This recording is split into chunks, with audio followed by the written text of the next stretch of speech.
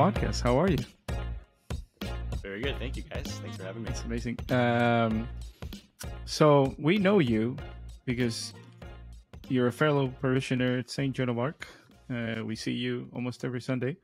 Yep. We were in a men's group together, and we would in religious education classes for parents every Wednesday for the last, I don't know how many months.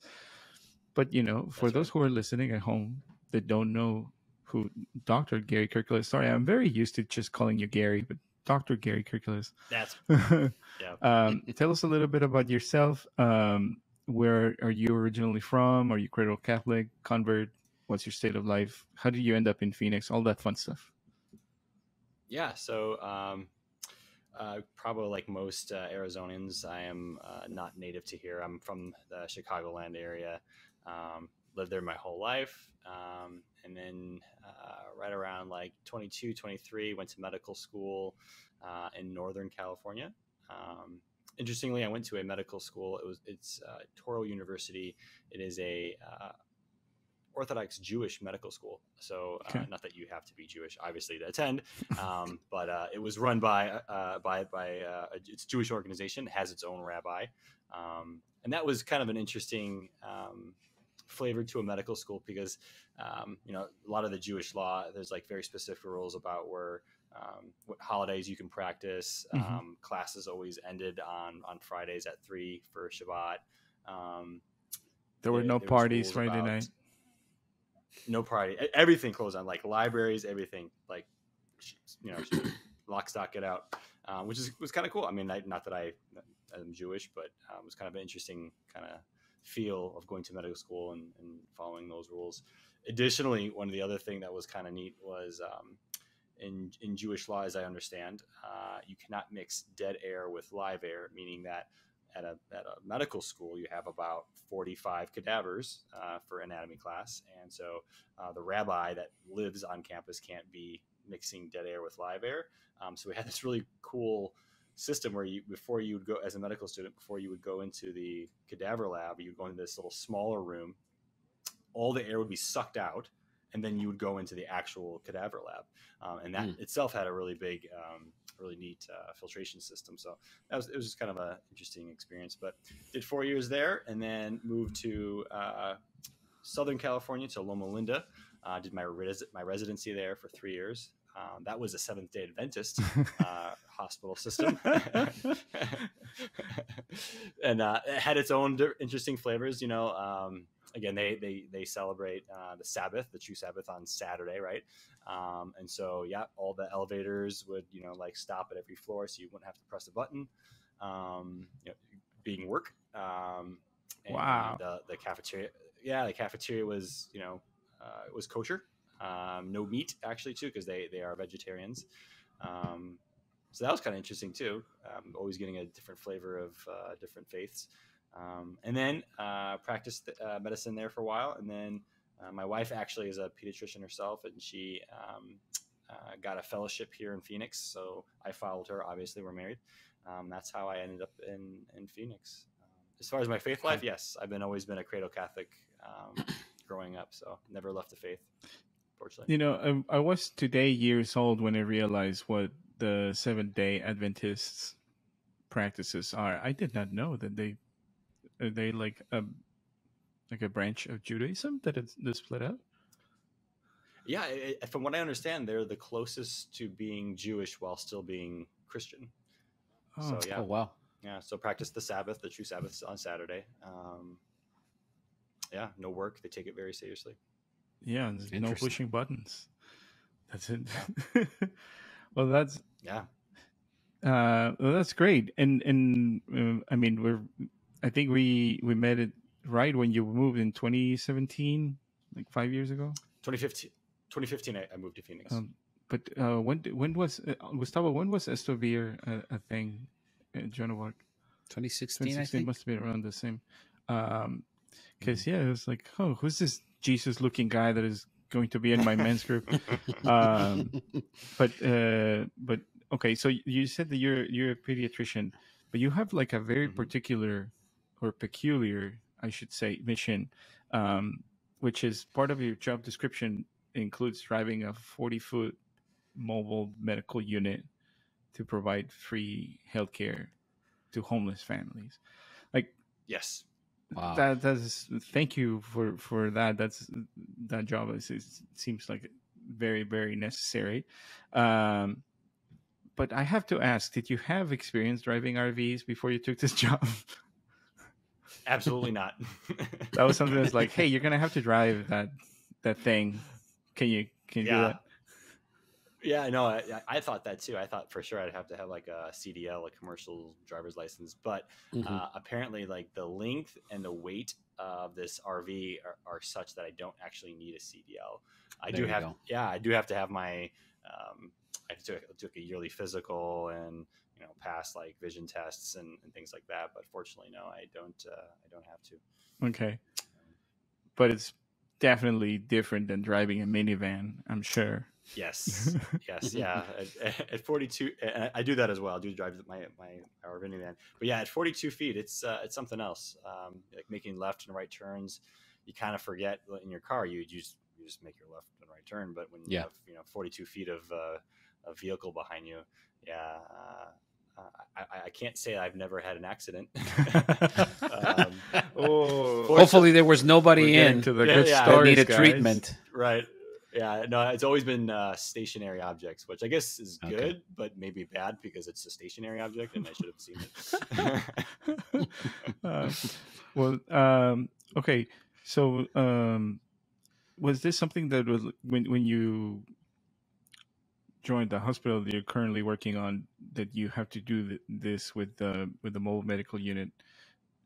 Was that part of the job description, or what? Yes. Okay. So it's like, this is what you're going to be doing. Yeah. Yes. Yeah. And that's actually why it kind of drew me to it. Before I worked with this mobile medical unit, I was in an urgent care system in California. And it was just like very exhausting, just churning out patients. I would see like 30 patients every night. I worked like from 1 p.m. to 9 p.m. And it was like assembly line medicine. Just, people would come in every patient got 15 minutes.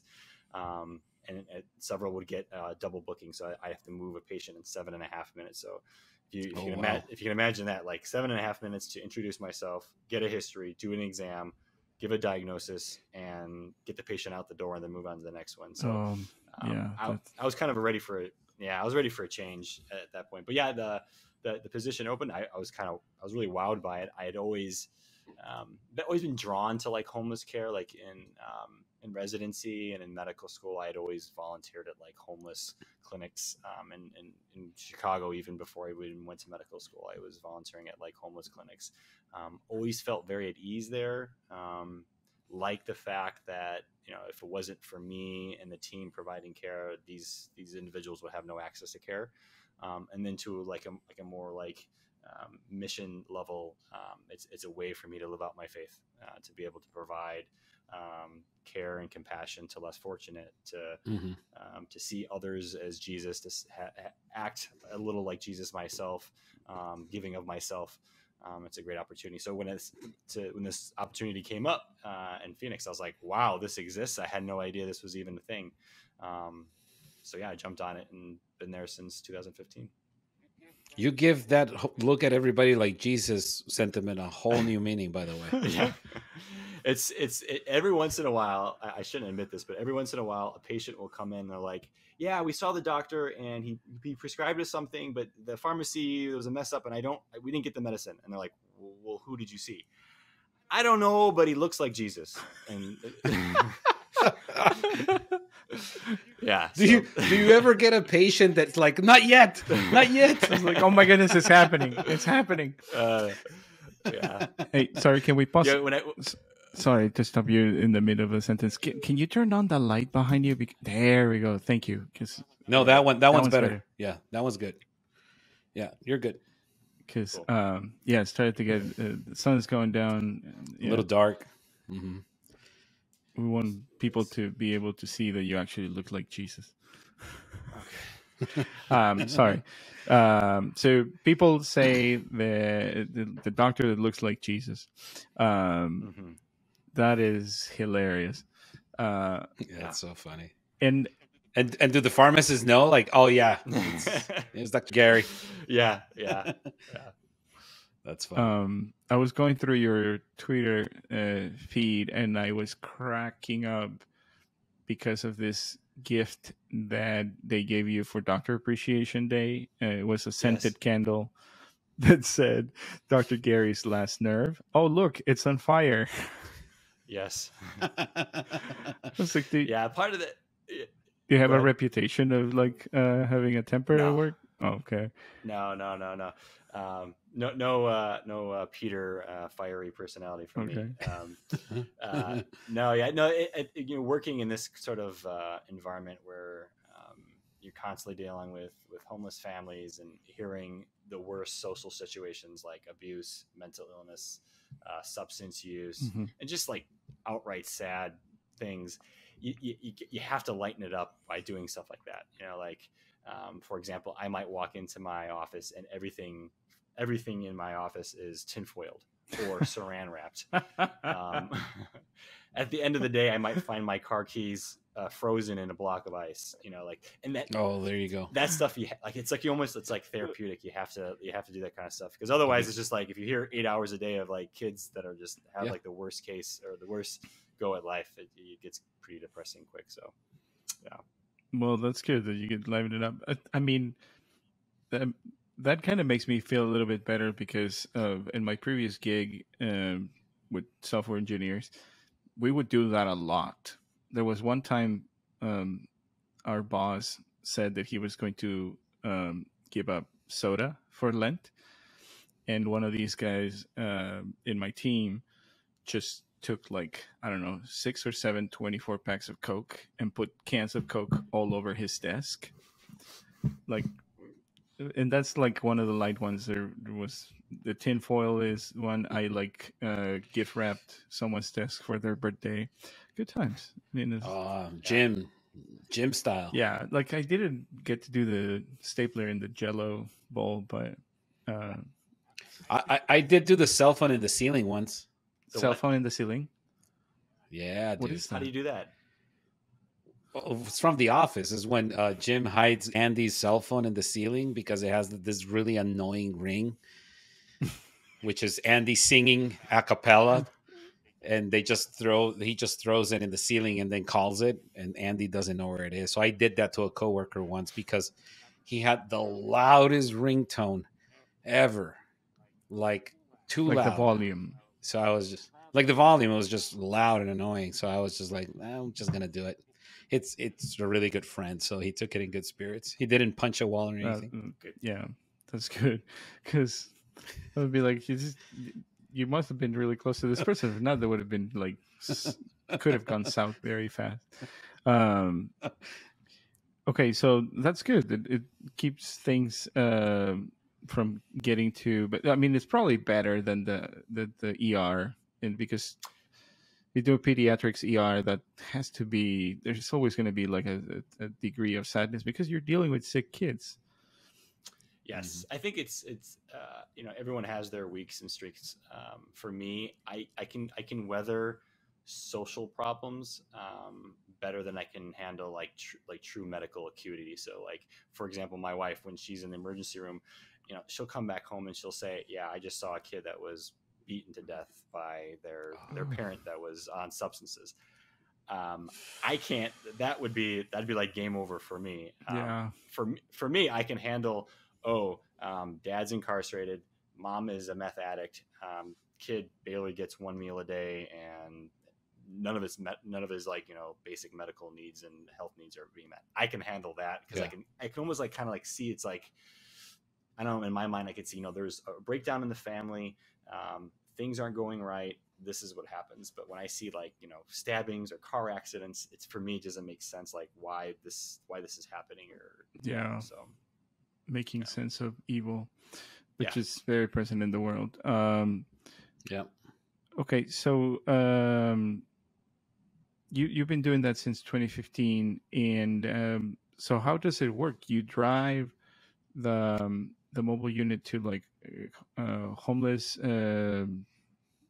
not centers. What I want to say, Shelters, maybe? thank you. That's the word that I was looking for. Is that how it works? Yes, so I would say the majority of our sites are sites where we drive the mobile medical unit to like a homeless shelter, which would be defined as a place where a family lives.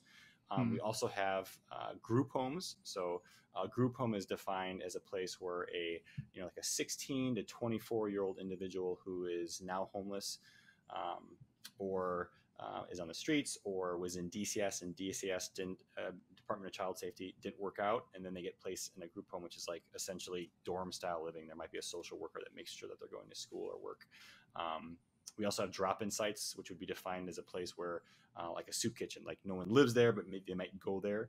So we'll bring the mobile units to places like that. We'll also bring the mobile units to schools, like for example, St. Matthew's School in Central Phoenix. We bring the mobile unit there on Tuesday mornings. And then that makes sense because our mission is homelessness or at risk for homelessness.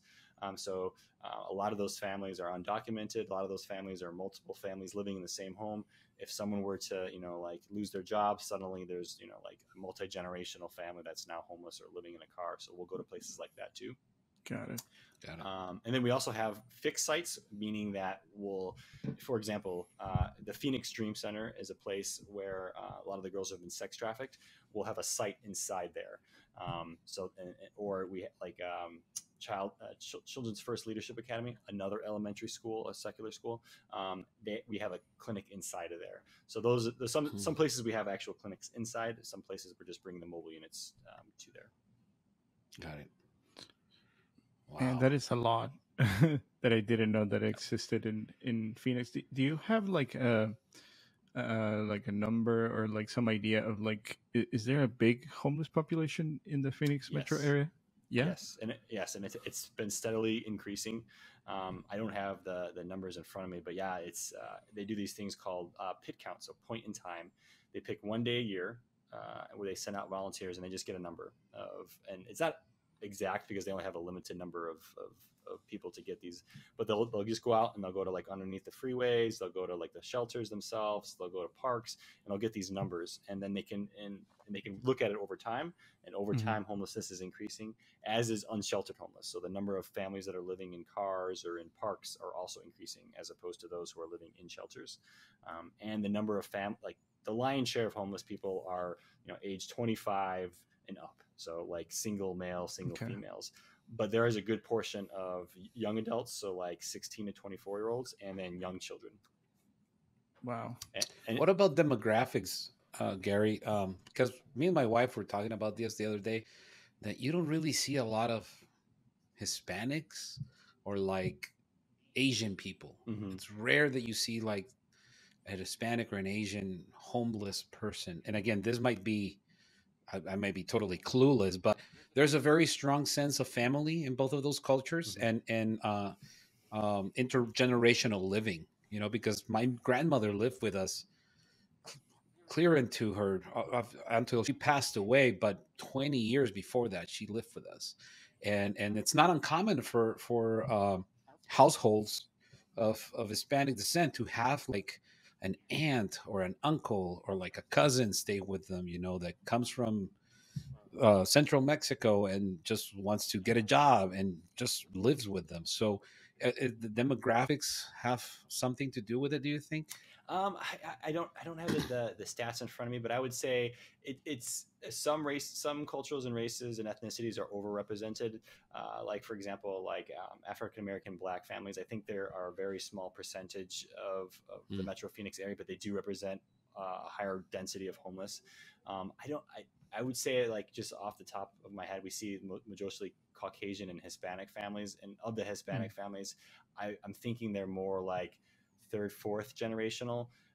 It's interesting, like at St. Matthew's School, a lot of the families are either undocumented or first generation, very strong family units together. But if I go to a different school where it's like fourth or fifth generation, kind of sad to say, but the American culture is not the best. It kind of tears families apart. I wouldn't be surprised if I were to see more homelessness or near homelessness in those populations, but I don't have any data to just my observation.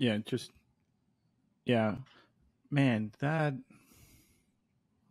That actually, I was talking to our pastor, Father Keneally, one time, and he was mentioning that someone told him that, you know, at least in the particular case of Mexicans, like, we take care of our own people. So like that's why you don't see a lot of Mexicans on the street, because what Gustavo said was like spot on. We're just gonna bring them in. They're gonna sleep on somebody on a just couch. brings you in, you know. Yeah.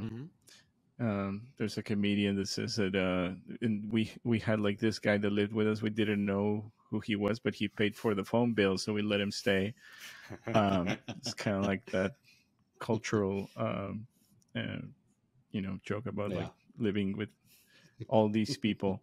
Well, I thank you for doing that job. It's in how do you deal with all of those things that you see from your faith perspective? There's a lot of people that have a difficulty with the problem of evil, and that's like one of the biggest things that stop them from believing in a God that allows for all of these horrible things to happen that you deal with every single day. So how does your faith affect the work that you do as a doctor? That's a really good question. I kind of like how I alluded to before, like a lot of the ills that I see, a lot of the family breakdown, I see that as a result of just, I don't want to, just like from a faith perspective, almost like our own doing, like it's like a form of sin, right? Like when people turn away from God and they turn to drugs, or they break their families up due to whatever reasons, domestic violence, etc. That I can handle that a little bit better, because it's like, someone made a decision to do that. Whereas if I were in a hospital setting or an emergency room setting, I don't know how I would handle with seeing kids with cancer every day, or other things where it's just like, it's not a result of a natural disaster. It's not a result of someone's decision. It's just happened. And that just happens. That I don't know how I could do that, but like, for me, my kind of like my protective thing is just, that like if you, as much as you can, in maintaining your family, maintaining God in your life, a lot of these social ills that I see on a day-to-day basis go away. It's not 100% perfective, like even in the most, Catholic families, there's bad things going on. That's obvious. But there are also a lot of protective measures. Yeah, because like we had our daughter. She had this condition with the skin is jaundice, and she was at the hospital where you work, and you were kind enough to go and pay us a visit when we were there. The 24 hours that Lucia was admitted when she was a newborn. That it's very sad to see. Like I went on an elevator ride with this other man whose kid had been living in the hospital for like the last year, and I was like, I don't know what to tell you, man. Like my kid has jaundice, and it's very, very curable. She's just gonna stay on a tanning bed until she works out all of the bilirubin out of her system. So it puts things in perspective so badly, because sometimes we're like, why are all these things happening to me? It's like everybody should like volunteer at a children's hospital once a month just to get a little perspective. Yeah, like totally. You sometimes I'll have a bad day, something happens at work or at home, and then I'll see a kid without any hair, and I'll see his parents taking them into clinic, and I'm like, shame on me for even like feeling sorry for myself. Like, imagine one day in that kid's life, or imagine one day in that parent's kid's life. You're right. It does put things in perspective. And by the way, for everyone listening, make friends with a pediatrician if you have kids or planning to have kids. I cannot count the times that I've texted Gary or asked for advice when the kids are sick or they hurt themselves. So please tell me that I'm not the only one that takes advantage of. No, I think you're the only one, actually. No, I'm just kidding. no. That happens. Like I have all my cousins and family friends and things like that. They do that, and I enjoy it actually because it's another way that I could alleviate suffering of a parent because they're worried about a rash or a fever. And parents, like if I wasn't a pediatrician, I wouldn't know what to do either. And a lot of times, us parents, the thing that you turn to is like, okay, well, something's going on. I'm going to go to the emergency room, and sit in the emergency room, waiting room for 2-3 hours, being exposed to coughing people. And a lot of times, it's not even necessary. So if it's something that I could alleviate, I'm glad to. Okay, that's awesome. That's good. I'll need your number, Gary, after we're done. So in the last 5 years, it seems like your family and my family have been growing at the same pace, and I think we have kids around the same ages. Yes. How do you balance your career with your vocation as a father and husband? I'm assuming it has some advantages because of what you just said, not that long ago, but. How do you do that? How demanding is it to be a doctor and balance that with your vocation? It's hard. I mean, I'm really fortunate that my job is an outpatient job where I'm literally working 8 to 5, and I come home. The patient volume isn't so high that you'll talk to other doctors that work in large medical systems where they're seeing 20-30 patients. They see the patients from 8 to 5, they come home, they eat dinner, and then they do all their notes. I'm fortunate that our patient volume is lower so that I can do my work at work and then come home. So it's a little bit easier to balance. But I do a lot of like spokesman person work, and I do a lot of advocacy work, like with local government. And so it does, there's some work that I have to do in the afternoon. Fortunately, my wife shoulders the big burden of that, and I try to help out as much as I can. But it is really hard because there's sometimes you have to err on the side of work, and sometimes you have to err on the side of being the dad. And you can't do either, exclusively. So it's really hard. No magic lessons or ways to do it, I think. Yeah. Gotcha. And also your wife is a doctor as well. So yes, you have, both of you need to put that into the whole equation, which I did. Kudos to you too. I don't know how you guys do it, but I was talking to a coworker the other day because we were having some issues at work, with stuff not going 100% and clients kicking things back, and I was like, okay, then we'll deal with it. It's like, worst that can happen is that we just redo it.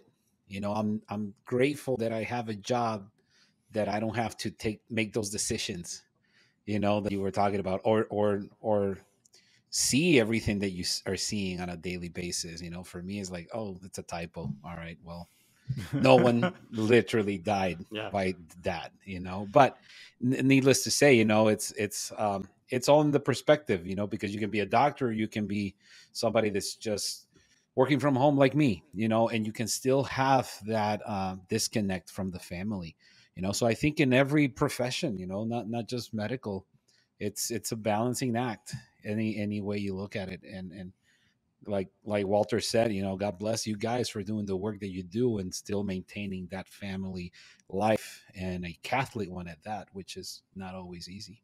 Yeah, no, that's for sure. Yeah, and I mean, you're clearly trying to raise your family in the faith, because like we see you in all the functions in the church. So what is it like in your field? It seems like science would be the prevalence of like what goes, and religion gets like kind of like shushed and pushed to the side. Do you have opportunity to like share your faith with like even your patients or your coworkers, or is it something that is kind of like, well, we don't talk about that in here?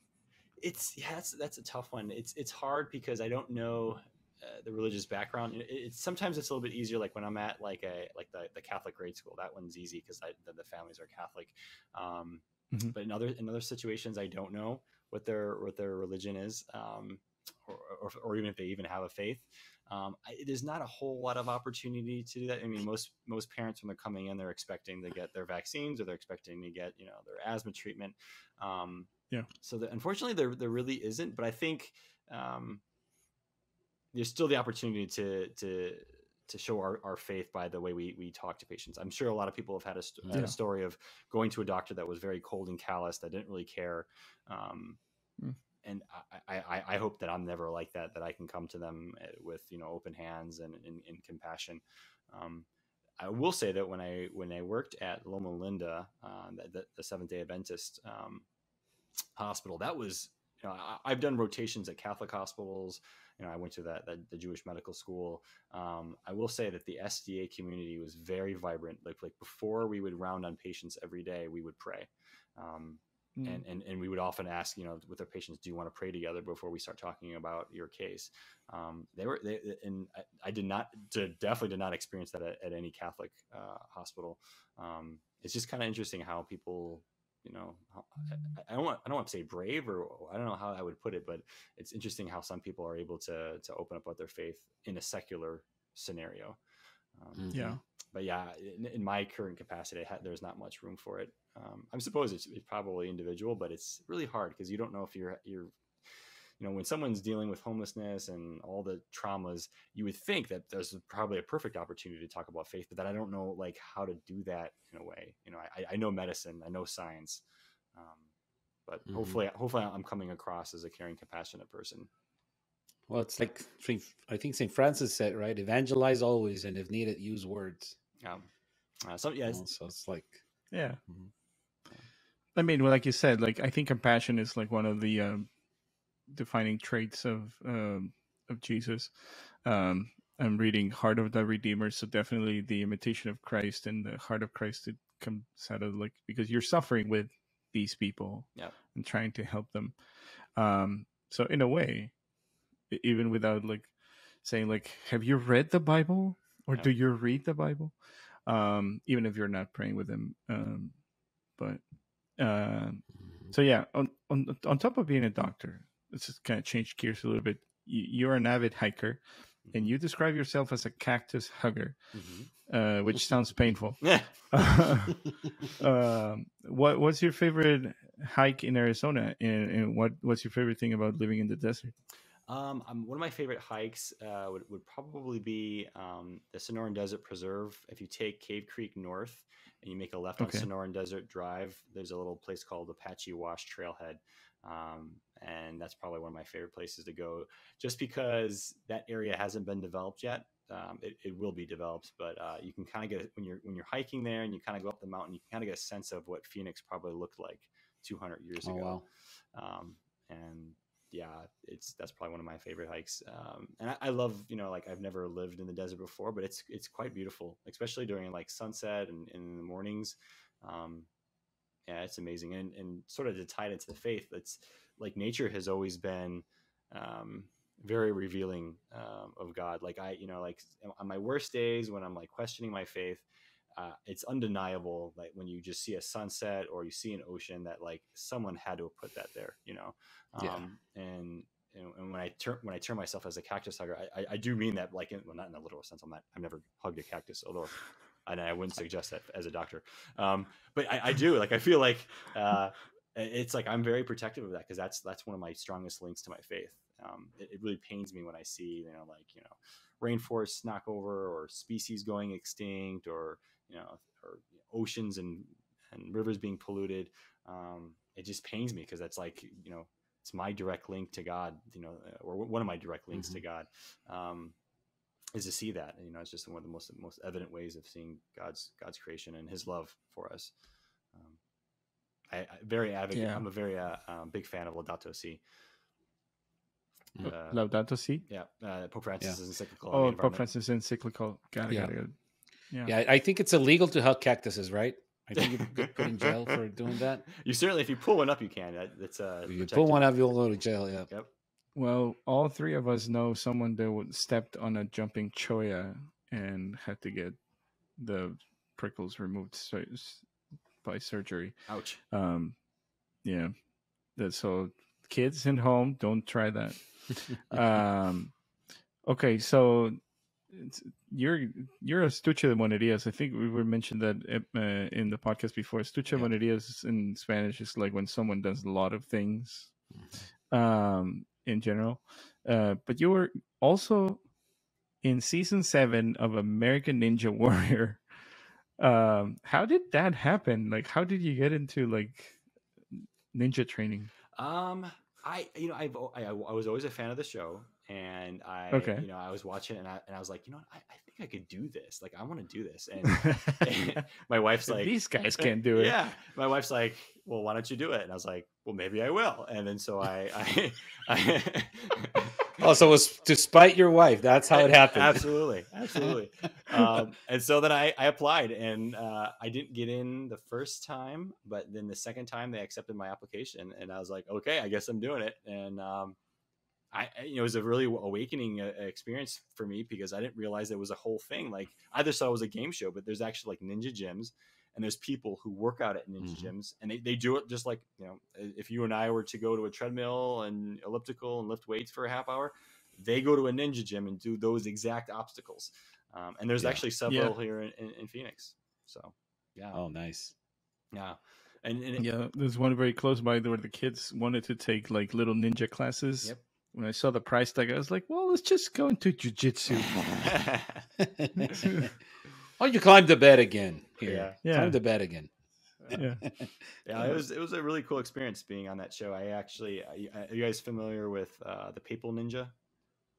I've heard of him. Yeah, he's on the second season that I was on Ninja Warrior. I was just kind of just hanging out in like the little participant waiting area, and this guy had this like this uniform, and it was very clear the Roman Catholic flag was on his like jersey, and I said, he has like the Vatican flag, right? Oh, yeah, you're right, the Vatican flag. And I was like, are you Catholic? And he's like, yeah, I'm the Papal Ninja. And I was like, really? And we started talking, and it was very evident that he was very versed in the Catholic faith, because I think at some point the conversation drifted to like the hypostatic union of Christ, and I was like, okay, this guy knows his stuff. I don't even know what that means. Leave it at that. I will not pretend that I know what that means. And I have to Google it later. During my Kino years, I think it's like how Christ can be both fully human and fully God, and it doesn't take away from each of those natures. But I probably said it wrong, but that's what I recall. We'll put a note if there was anything that was like misrepresented in your speech. So how bad did you hurt your head? Because I watched the video, and it seems like you go like directly against like one of the mats at the very edge of like the first obstacle. Yeah, I don't even know if that video really does it justice, because I felt like I was like at least like 10, 12 feet in the air, and I was actually rotating. And I like one of the biggest rules is you always maintain your momentum as you go through the obstacle, because that's what's carrying you through. And it was like, they call it like I think the laundry spinner or something. And it was 3 of them. I made it to the second one, and then I kind of stopped with my momentum. I just flung my body, and the fall was so bad it actually made the highlight clip, which is why you're able to see it.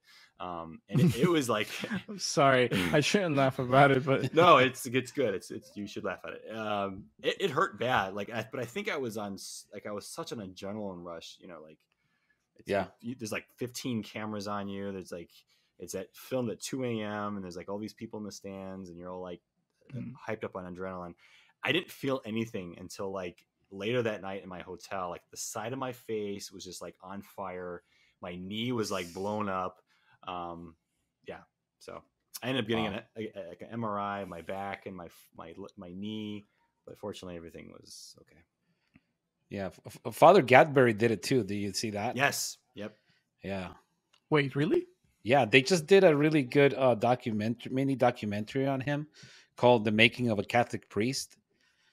It's on YouTube. It's really good, and I recognize him. I started following him because we saw him on TV doing Ninja Warrior, and he was actually like dressed as a priest but with his shorts.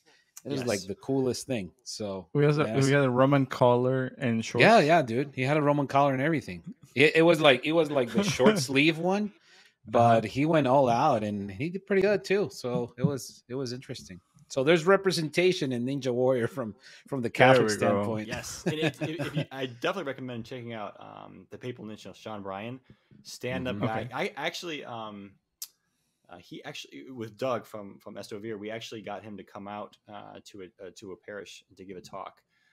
Oh, nice. Oh, nice. Yeah, so I'm hoping to reach out to him again to do that again. But maybe you can invite him to the podcast. I know, right? He actually, now we have an in. Yeah. I'm sure he would say yes because he does quite a bit of a lot of like Catholic podcasts, and I just love the guy because in the secular world, often people who take their faith seriously aren't doing well. Like the number of like truly Catholic football players or baseball players. I mean, we're outnumbered, but like Sean Bryan, he like kills it all the time. He's like one of the best guys out there, and it's not just like a nominal Catholic. Like, I was raised Catholic. The guy like is active in his church. He's like writing. Like I think he does like a how to find your mission in life. Like just very active. So yeah, I'll try to. Yeah, there's a whole ministry around it. Yeah. Nice. He just puts Ninja Warrior at the end of it. How to find your purpose as a Ninja Warrior. Yeah. That's just his calling card. That's awesome. And then to top it all off, you're a triathlete. You're an Ironman. Like, when do you find time to train? 5 to 6 is the golden hour for me. I'll be honest, like from like 2014 to 2019, I was very active in triathlon. Now with 4 kids, the time to train is like 5:30 to 6. And so training a half hour every day is not enough to complete an Ironman. That's like a part-time job. You're looking at like 10 to 15 hours per week is what you need to do. And so now that I think that ship has sailed for me, I don't think I could be putting that much time in. Because what I would do for Ironman training, I would train from like 5 to 6. So 1 hour every day from Monday to Friday. And then I would have my long sessions on Saturday and Sunday where I would train for like 4 or 5 hours. It's kind of hard to ask my wife to do that. Yeah. I ran a half marathon once, and after I finished it, I was like, yeah, I think I'm done. Yeah. Nobody's chasing me. Yeah, no, it worked. It worked well with my work too, just to get the time away to like do some like very monotonous, and slow and steady. It was good for me. That's awesome. Yeah. And taking care of the temple too, right? Yeah, it's like therapy. Yeah, in a way. Yeah, take time to process. Okay, last question. What saint or saints would you say have had the biggest influence in your life? I would say the namesake of my oldest son, Saint John Vianney. As a young student, I was always like a B student, and medical school is very competitive. You're looking at kids who are at the top of the class; they're getting all A's. That wasn't really me. I was a person that had to work pretty hard. Like if it took 2 hours to study for a test for an average kid, I would have to study 3 or 4 hours. But I had a lot of motivation, a lot of passion to do good. And I see that a lot in St. John Vianney. Like he's, from what I understand, like he almost didn't make the cut to be a priest in the first place. But he had a couple people that felt strongly about him and knew that in his heart that he had a strong passion to help others. And then when he made it, like you hear stories about him hearing confession for like 8-12 hours. Just completely. He was a beast for sure. Yeah, just giving himself up, and that's my kind of motivation. I didn't blow tests away, but I feel like when it comes to helping people, that like that's where I can shine. Where like maybe the average pediatrician doesn't want to necessarily have to spend time in homeless shelters with people that are kind of rough around the edges. It's not easy working with homeless families. I mean, there's some families that are dealing with some hard stuff, and there's some name calling and like the typical like respect for the doctor kind of thing doesn't always happen. So it's kind of tough. Can be tough at times, but that for me is like my challenge. And I'm sure St. John Vianney wanted to give up hearing confessions after the 6th straight hour, but he kept on going, because people needed him. So that's kind of my motivation. That's beautiful. And why I named our first son Vianney. Nice. Well, Gary, this has been a really interesting conversation. Thank you so much for your time. It was so much fun to talk to you today. Absolutely. Thank you for the invitation. It's always fun to connect with good Catholic brothers.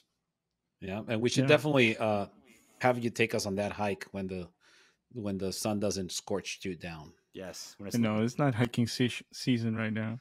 It can be at 4 o'clock in the morning, though, right? I mean, yeah, I guess. Where can people find you? And you're kind of active on Twitter. Yeah, I mean, you look me up on Twitter. I'm kind of boring. I just basically post about children's health stuff. I do some advocacy around cannabis advertising.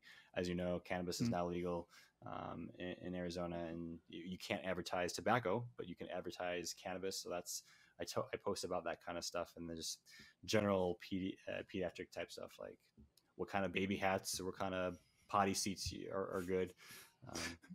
Nothing very exciting. So if you have kids, yeah. It's you have your niche. Yeah. That's great. And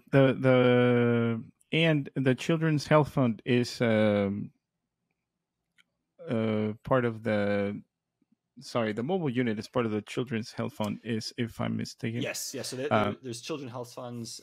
They kind of sponsor and get programs up. So there's one in like Detroit, Miami, LA, Chicago. And so they're kind of a cool organization where they help children's hospitals set up these mobile medical units and help bridge gaps between care for families that are experiencing homelessness. So go check them out, childrenshealthfund.org. I think there's some opportunities for donations if your heart has it in you to donate to this very important cause. And anything else you want to add? Nothing else. Just I encourage families just to be very active with their faith life in the community, because that's one of the kind of the things I enjoy most about talking with you fellows and seeing you guys on Sundays and seeing you at Religious Education. It's the world is a cold and cruel place, but when you find people that follow your same faith, it's like an extended family. And people are so fractured these days. We live very busy lives, but it's kind of nice to be able to come on Sunday and see your guys' faces. So I definitely encourage that. Go to church. Awesome. Yeah, the doctor said so. Yep. My prescription. That's what All right. Thanks everybody for listening. Go to direct.me/Barbatus for all the information that we have available for you. And until the next time.